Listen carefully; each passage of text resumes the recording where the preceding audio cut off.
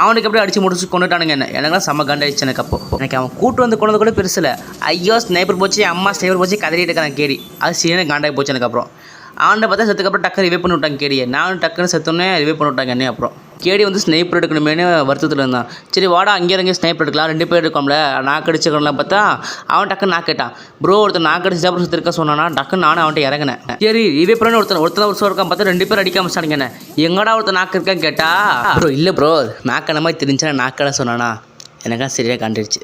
உனக்கு என்னடா உன்னை ரிவே பண்ணிவிட்டான்னு சொல்லிட்டேன் நான். சரி இதுக்கு மேலே எங்கள் டீமில் 2 பேர் உசோடு இருந்தானுங்க. கேடி காயின் கொடு ப்ரோ கத்தனா. அவனும் அந்த நாய் மைக் ஆஃப் பண்ணி வச்சுட்டு விளாண்டுக்கல, காயின் கொடுக்கல. எப்படி அடிச்சு முடிச்சு 2 பேர் நாக்கு அடிச்சா ஒரு கில்லு கன்ஃபார்ம் பண்ணிட்டான். டக்குன்னு கேடி ஏற வச்சுட்டான் மேலே. டக்குன்னு பார்த்தீங்கன்னா கேடி ஒரு கில்லு அடிச்சிட்டான். அவன் டீம் வரும்போது அவனுக்கு ஹெட்ஷாட் அடிச்சுட்டு அவனுக்கு கில்லு அவனும் நாக்கு அடிச்சு விட்டான் கேடி. நானும் சூப்பராக கில்லு கன்ஃபார்ம் பண்ணுறான். அந்த நாள் லூட் அடிச்சுட்டு போருமே டே நீ கில்லை கன்ஃபார்ம் பண்ணுறா. அதுக்குள்ளே டீம் இருந்தோன்னா கற்றுனேன். அதனால் லூட் அடிச்சுட்டுக்குது. அதே மாதிரி டீம்கிட்ட வந்துட்டான்.